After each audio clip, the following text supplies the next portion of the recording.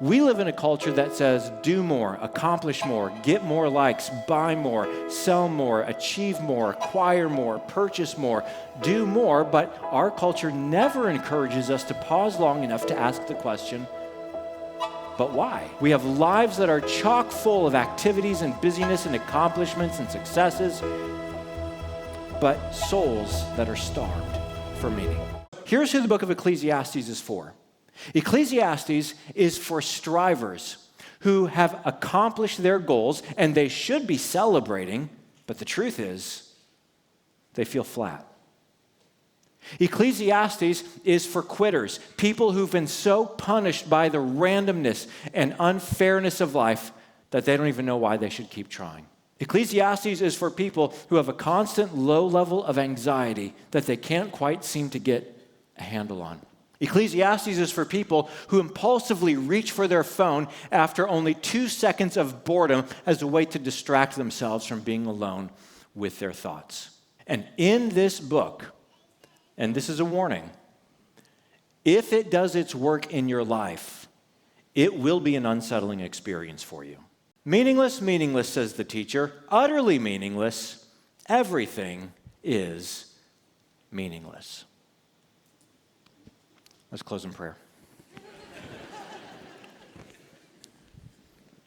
You know, if someone's having a bad day, and I say, hey, how are you doing? You're like, I'm hanging in there. You ask Solomon, hey, how are you doing? Meaningless. Life is meaningless. Okay, see you next time, right? What do we do with that? Because that's his opening line of the book. That's a strange way to begin a book of the Bible. Now, in English, we read meaningless 4 times. In the original Hebrew language, he worked the word in 5 times. This word meaningless shows up in this opening verse. That's a lot of meaninglessness. Now, the reason why is, number one, this is the first theme of the book of Ecclesiastes. This word occurs 40 times throughout the 12 chapters of the book. This is a major theme. Now, the difficulty is the Hebrew word behind meaningless doesn't really mean meaningless in Hebrew. This is a hard word to translate. Different translations of the English Bible handle it different. Some say vanity, others meaningless, like this one. And the reason why is because the literal Hebrew word behind meaningless, the word is hevel, it means vapor or smoke. In other words, if you open Ecclesiastes in Hebrew, it says, smoke, smoke, utterly smoky, everything is smoke, life is smoke. You're like, huh? Here's what he means. Have you ever walked out on a cold Wisconsin morning and you exhale and you see that vapor on a still day and then it dissipates and it's gone? That's hevel. That's vapor. It's smoke. Solomon is using a brilliant metaphor to describe life. You see, smoke is temporary. Life is temporary. It's a little, and then it's gone. Not only that, but smoke can be seen but not grasped. You can see smoke, it's right there, but you can't grab it, you can't hold on to it, you can't lay hold of it. And that's how life can be. We can see life, but sometimes it's just so hard to grab hold of it. It's just elusive to us. Also, smoke is disorienting, right? So if you're in fog or if you're in a smoky place, it obscures your view. You can't really see everything, and it's disorienting, and you lose your sense of direction. He says, sometimes life is like that. Sometimes life is very disorienting, and you lose your way, and you're not sure how to get your bearings again. That's the first theme of this book. Life is vapor. Life is smoke. It's temporary. It's hard to grab hold of. It's disorienting and even irritating at times. Now he gives us the second major theme of the book in the next verse. What do people gain from all their labors at which they toil under the sun? Now he doesn't say work is bad. He asks a question. What do you gain from all your labor at which you toil?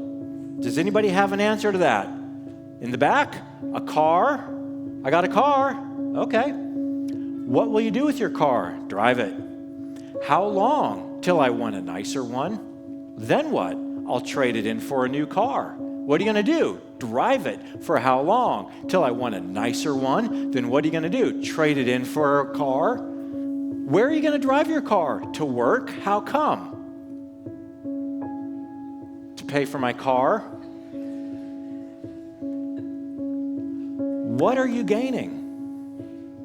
What are you gaining for all your labors at which you toil? Key phrase, this is the second theme of the book, under the sun. I have seen all the things that are done under the sun. All of them are meaningless, a chasing after the wind. Everything people do that is to make this world only a better place. Everything that is done only in the context of birth to death. Everything that is done just for the purpose of the material world is like chasing the wind. You're not going to catch what you're looking for.